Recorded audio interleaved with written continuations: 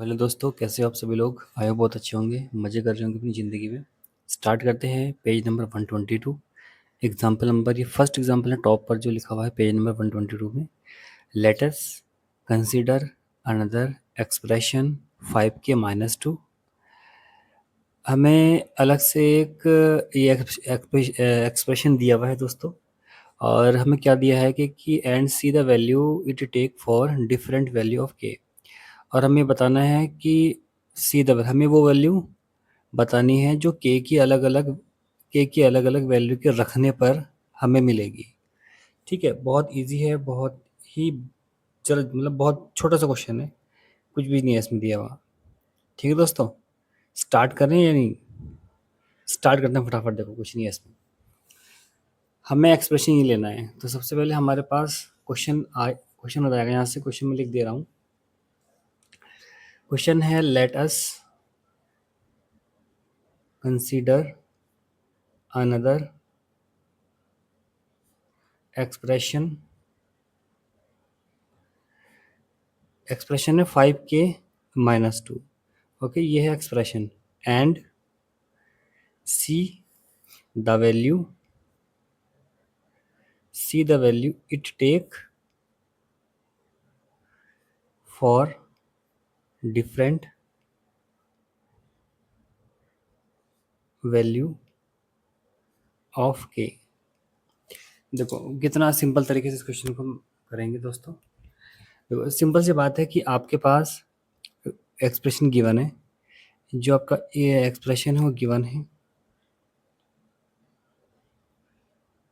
कितना given? 5k-2। Okay, ये given है। तो अगर हम के की वैल्यू क्या रखें, देखो अगर के की वैल्यू मैं 1 रखूँ, अगर मैं के की वैल्यू 1 रखूँ, मैं लिख दिया पुट के इज इक्वल टू 1। क्योंकि मुझे हर एक पे चेक करनी है अलग अलग, मुझे ना हर एक पे चेक करनी है अलग अलग। ओके चलिए देखते हैं स्टार्टिंग से। यहाँ पर मुझे अलग अलग चेक करनी है के की वैल्यू। अगर मैं के की वैल्यू 1 रखूँगा तो यहाँ से जो मुझे अलग अलग वैल्यू जो मुझे वैल्यू मिलेगी एक्सप्रेशन की, वो क्या मिलेगी? देखो 5k-2 है, तो यहाँ पर मैं रखूँगा 5 × 1 - 2। तो उस कंडीशन में 5 का 5 रहेगा, -2 का -2, मुझे 3 मिलेगी वैल्यू। इसको मैं अलग से यहाँ पर ऐसे बना भी सकता हूँ। यहाँ पर किया जाएगा और यहाँ पर एक्सप्रेशन की जो वैल्यू है वो आ जाएगी। ये एक्सप्रेशन पूरा आ जाएगा। तो अगर मैं के की वैल्यू 1 रखूँगा तो मुझे इसकी वैल्यू कितनी? 3 मिलेगी दोस्तों। अब अलग मैं करता हूँ, के इज इक्वल टू 2 रखूँ, किस में रखूँ? 5k-2 में। तो यहाँ से 5 मल्टीप्लाई के की वैल्यू कितनी? के की वैल्यू के इज इक्वल टू 2 और -2। तो यहाँ से वैल्यू 5 × 2 = 10 - 2, क्योंकि अकॉर्डिंग टू बोर्ड मास हम पहले मल्टीप्लाई करेंगे उसको। ठीक है, ऐसे नहीं कि हम लोग पहले माइनस कर देंगे। तो यहाँ से वैल्यू मिलेगी आपकी 8। ठीक है, ये वैल्यू तब की है जब मैं 2 रखूँगा और वैल्यू मुझे 8 मिलेगी। ऐसे ही अगर मैं के की वैल्यू 3 रखूँ 5k-2 में, तो यहाँ से मुझे कितना मिलेगा? 5 3 जा 15 -2 = 13 मिलेगा। कितना मिलेगा? 30। 3 रखने पे कितना मिला? 13। ऐसे ही आपको अगर मैं k = 4 रखूँ तो k = 4 रखने पर यहाँ से जो मुझे एक्सप्रेशन की वैल्यू मिलेगी वो मिलेगी 20 - 2 = 18। कितनी मिलेगी? 4 रखने मिलेगी 18। ऐसे ही अगर मैं k की वैल्यू 5 रखूँ, ठीक है, 5k-2 में, तो यहाँ से 5 × 5 - 2, 25 - 2 = 23। तो लास्ट में मुझे मिलेगा 5 रखने पर 23। तो इस तरीके से हमने इसकी वैल्यू निकाल दी है दोस्तों। ऐसे निकलती है वैल्यू। ठीक है दोस्तों, मेरे ख्याल से यहाँ तक किसी भाई को कोई दिक्कत नहीं है, सब चीज़ें आराम से चल रही हैं, सिस्टमेटिक तरीके से चल रही हैं। ओके चलो आगे चलते हैं। इसके बाद अगला एग्जाम्पल क्या दिया है वो देख लेते हैं फटाफट से। ओके तो देखो अगला एग्जाम्पल ये वाला है, ये वाला एग्जाम्पल नंबर 2 है इस पेज में। तो इसमें क्या गया है? Are there other expression that generate number that the 3 more than a multiple of 5। तो हमें एक ऐसा एक्सप्रेशन जनरेट करना है कि जो 3 ज़्यादा है उस किसी भी नंबर से, मतलब किसी भी नंबर के 5 मल्टीपल से। अगर मैं वो नंबर को एक्सलेट करूँगा दोस्तों तो 5x हो जाएगा, 3 मोर मतलब +3 कर दूंगा। तो सबसे पहले हम एक्सप्रेशन बनाएंगे, उसको एक्सप्रेशन बनाने के बाद फिर वैल्यू पुटअप करेंगे। ठीक है, चलो स्टार्ट करते हैं फटाफट से ये भी। ठीक है, चलिए चलो स्टार्ट करते हैं फटाफट। तो हमने वो नंबर कोई भी नंबर है जिसका मैं मल्टीपल ऑफ 5, तो उसको जो मेन नंबर आएगा उसको हम लेट कर लेंगे यहाँ से। ठीक है, तो लेट द नंबर इज के लेट कर लो, हम दोबारा के लेट करेंगे क्योंकि हमने ऊपर के वाले क्वेश्चन पढ़े हैं ना। देन एक्सप्रेशन क्या होगा, देखो अब एक्सप्रेशन क्या बनेगा, एक्सप्रेशन क्या बनेगा, मल्टीपल ऑफ 5, 5 का मल्टीपल और 3 मोर +3, ये बनेगा एक्सप्रेशन। ये बन गया एक्सप्रेशन। ठीक है, तो ये एक्सप्रेशन है। अब हमें एक फटाफट इसकी वैल्यूज फाइंड आउट कर लेनी है यहाँ से हर जगह से। अगर मैं k = 1 रखूँगा, ठीक है, तो यहाँ से जो आपके पास वैल्यू आएगी दोस्तों वो आएगी 5 × 1 + 3 यानी 8। इसको मैं लिख रहा हूँ लाइन से, यहाँ पर k, यहाँ पर 5k + 3, 8 आया। 1 रखने पे कितना आया, 8। अगर मैं k की वैल्यू 2 रखूँ दोस्तों, तो यहाँ से वैल्यू क्या बनेगी, 5 × 2 + 1 यानी 5 × 10 + 3 = 13। 2 पे 13 बनी वैल्यू। ऐसे ही same as it is k की वैल्यू 3 रखूँ तो यहाँ से बनेगा आपके पास 5 × 3 + 3, 5 3 = 15 + 3 = 18 बना। 3 पे 18। ओके, k की वैल्यू 4 रखूँ तो 4 रखने पे कितना बनेगा, 5 × 4 + 3 = 20 + 3 = 23। तो 4 रखने पे 23। आखिरी क्वेश्चन है, आखिरी ये हो जाएगा सेट इसका।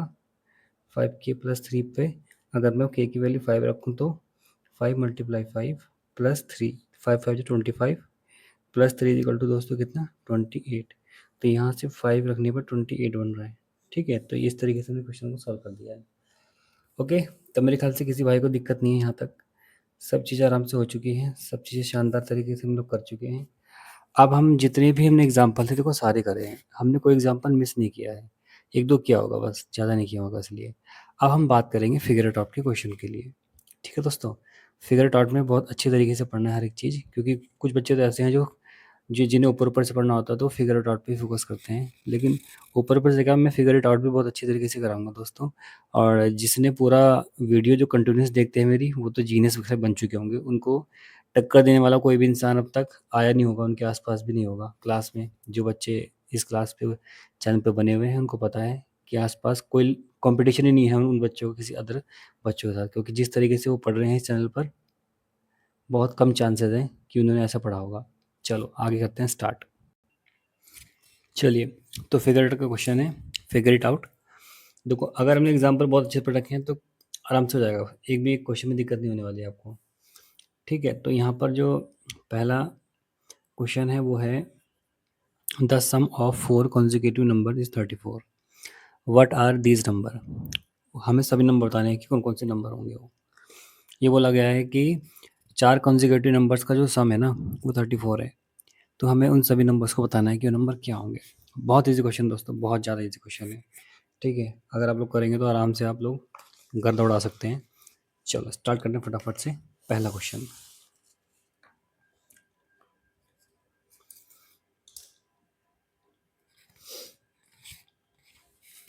तो पहला क्वेश्चन क्या है, द सम ऑफ 4। तो हमने मान लिया कि अभी हमारे पास हमें ये नहीं पता कि कॉन्जिक्यूटिव नंबर की हमें स्टार्टिंग कहाँ से करनी है।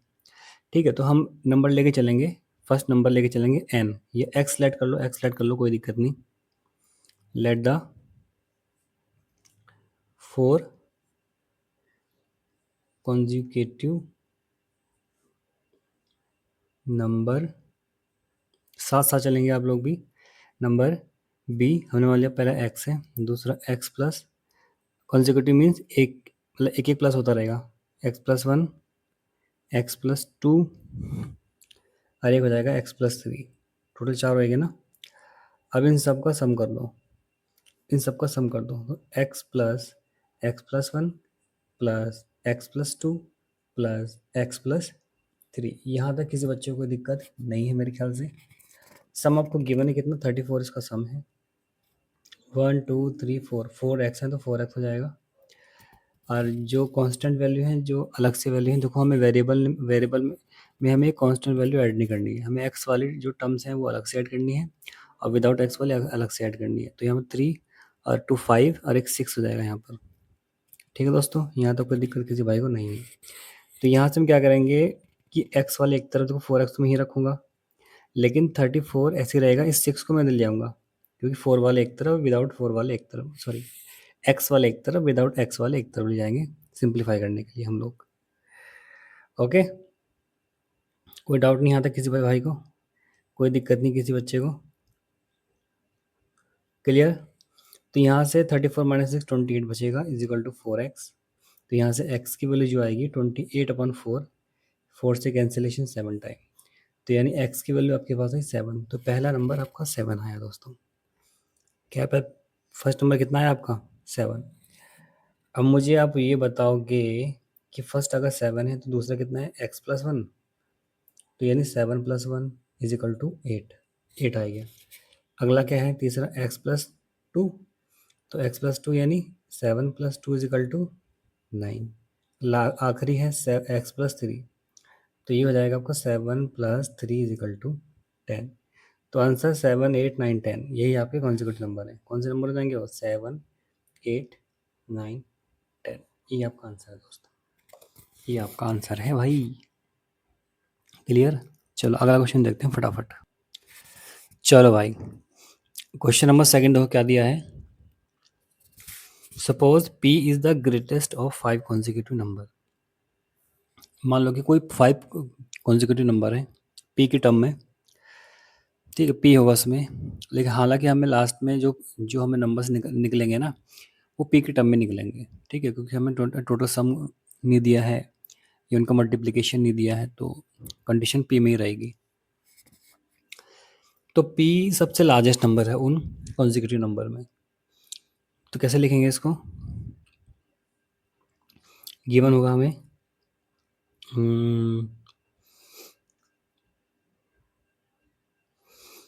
गिवन है,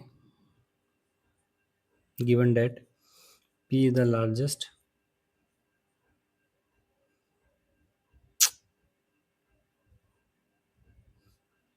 number, okay, number to other numbers.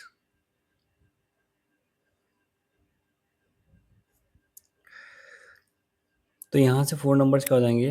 देखो, सबसे जो बड़ा है वो तो p है, ठीक है, पहला p हो जाएगा, दूसरा से छोटा होगा, एक कम कर देंगे, तीसरा तीसरा जो होगा वो भी इससे छोटा होगा, एक और कम कर देंगे, चौथा वो भी इससे छोटा होगा, एक और कम कर दिया, पांचवा जो होगा वो इससे एक छोटा होगा, p-4।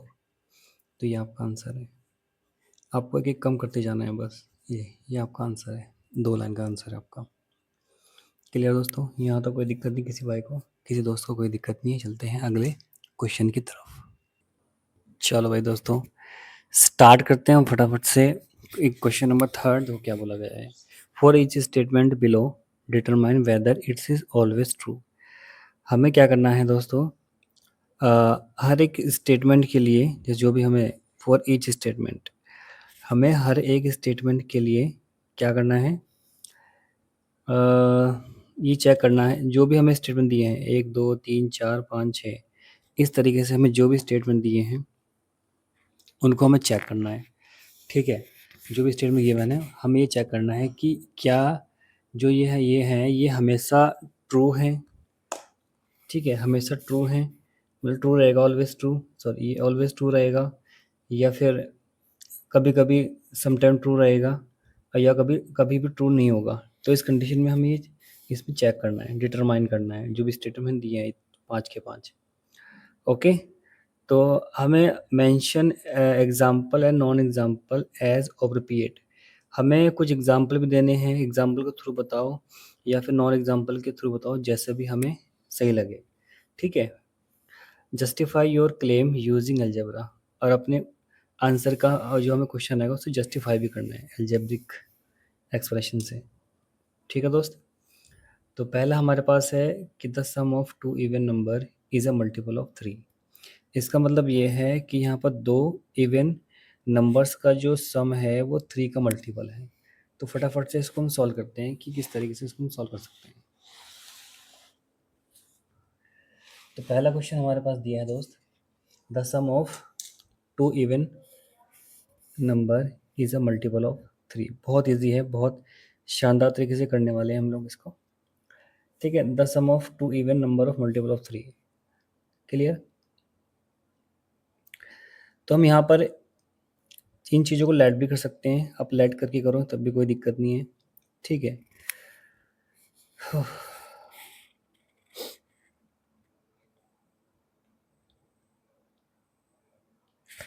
ओके। तो हमने मान लिया कि आपके पास दो इवन नंबर हैं। लेट द इवन नंबर कौन कौन से हैं? बी, 2a और 2b। ये है नंबर आपके पास, और इनका सम देख लो फटाफट। इवन नंबर मानने हैं क्योंकि इवन नंबर दिए हैं। इनका सम देख लो कितना आ रहा है। इनका सम आ रहा है 2a प्लस 2b, यानी 2 कॉमन आ जाएगा तो a प्लस बी बचेगा यहाँ से दोस्त। ठीक है, क्या बचेगा? a प्लस बी बचेगा। तो अब ये चेक करो कि इनका जो सम है वो ऑलवेज इवन आएगा। डेफिनेट सी बात है क्योंकि 2 बाहर लगा हुआ है, बट नॉट मल्टीपल ऑफ 3। ये 3 का मल्टीपल नहीं है दोस्तों, ये 3 का मल्टीपल नहीं है। हाँ, कि ये तो मैं बात मान रहा हूँ कि जो भी है ये इवन आएगा हमेशा, क्योंकि 2 साथ में मल्टीप्लाई में है। तो ये भी कुछ की वैल्यू कुछ भी रखें हम लोग तो इवन आएगा, लेकिन ये 3 का मल्टीपल नहीं आएगा क्योंकि 3 से कटेगा ही नहीं ये 2। सिंपल सी बात है, सोचो जरा एक बार। ठीक है, तो ये तो हो जाएगा आपका, ये हो जाएगा आपका मैं लिख देता हूँ 2 into A plus B is not multiple of 3। ठीक है, तो यहाँ पर तो ये जो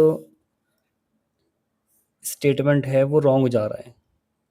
अब मैं कुछ एग्जाम्पल के थ्रू करके देखूँ। अच्छा, इसको अगर मालूम है एग्जाम्पल के थ्रू करता हूँ।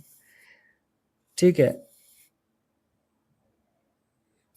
एग्जाम्पल के थ्रू करता हूँ। जैसे मान लो मैंने लेट कर लिया, एक ले लिया मैंने 6, एक ले लिया मैंने 12, दोनों इवन है। सम करो इनको तो 6 प्लस 2 आ रहा है। यहाँ से सम करने पे कितना आ रहा है? 6 प्लस 2 आ रहा है सम करने पर। तो ये टोटल हो जाएगा 18। अब आपको पता है कि 18 ये क्या है? 18 है multiple of 3, multiple of 3। Clear है? यानी इस कंडीशन में ये सही जा रहा है। अगर मैं एक और एग्जांपल लूँ दोस्तों, मैंने ले लिया एक 4 ले लिया और एक 10 ले लिया, दोनों इवन है। ऐड किया, सम किया उसको, तो 4 प्लस 10 इज इक्वल टू 14। तो लीजिएगा क्या आ जाएगा? Not multiple 3, not multiple of 3। तो यहाँ पर जो कंडीशन कुछ गलत हो जा रही है ये। ठीक है, ये कंडीशन क्या हो रही है? ये कंडीशन गलत हो जा रही है। तो अब हमें सॉल्व कैसे करें इसको, क्या करें? तो ये डिपेंड करता है उसकी वैल्यूज़ पर। ठीक है, कि हम ए और बी की वैल्यूज़ क्या रखें, वो डिपेंड कर रहा है कि ए देख, जैसे मान लो कि ये जो कंडीशन है, ये वैल्यू है किसकी? इसकी कंडीशन है। यहाँ पर जो ए की वैल्यू है वो हमने 2 ली है, बी की वैल्यू हमने 5 ली है। तो इस कंडीशन में ये नॉट मल्टीपल ऑफ 3 हो रहा है। लेकिन इस कंडीशन में चेक करता हूँ तो ये अगर मैं 2 कॉमन लूँ तो यहाँ 3 आएगा, यहाँ 4 आएगा। तो इस कंडीशन में ये क्या हो रहा है?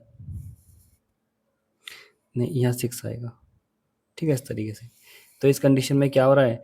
इन दोनों 6 यहाँ पर भी है, 3 यहाँ पर भी। जो ए और बी है वो अगर मल्टीपल होंगे 3 के तभी ये पॉसिबल हो सकता है मेरे दोस्त। ठीक है, ध्यान रखना। अगर ए और बी दोनों 3 के मल्टीपल हैं तब ही ये पॉसिबल हो सकता है, अदरवाइज ये पॉसिबल नहीं होगा। ठीक है, तो मैं लिख दे रहा हूँ। सो it is sometime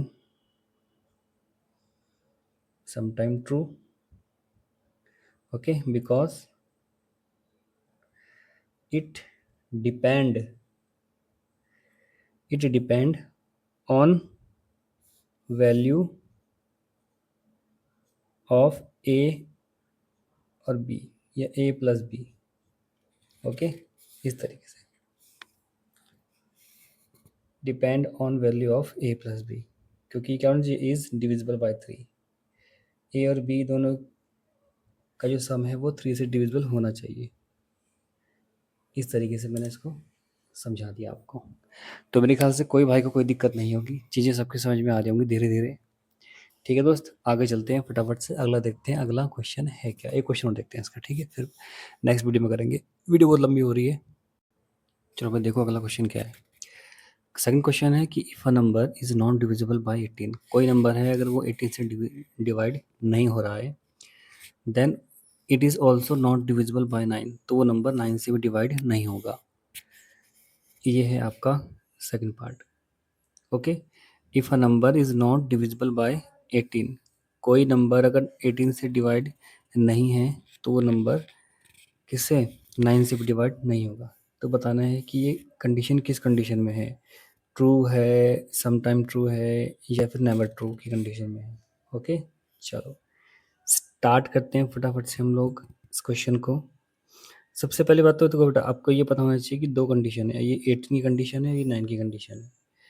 इसके लिए कंडीशन दो अप्लाई हो रही है, एक 18 हमेशा 2 से भी डिविजिबल है और ये 9 से भी डिविजिबल है, यानी यहाँ पर 2 वाला और 9 वाला रूल लगेगा। लेकिन इस कंडीशन में सिर्फ 9 वाला रूल ही लगेगा। पहली चीज़ तो ये जानोगे आप लोग, यहाँ पर कोई दिक्कत नहीं आती किसी भाई को। तो मैं इस चीज़ को लिख के दिखा रहा हूँ आपको। देखो डिविजिबल रिक्वायर्ड कितना है आपको, बाय 18, ये आपको रिक्वायर्ड है, ठीक है। तो ये कंडीशन जो है ये डिविजिबल होनी चाहिए। डिविजिबिलिटी रूल कौन कौन सा लग रहा है, डिविजिबिलिटी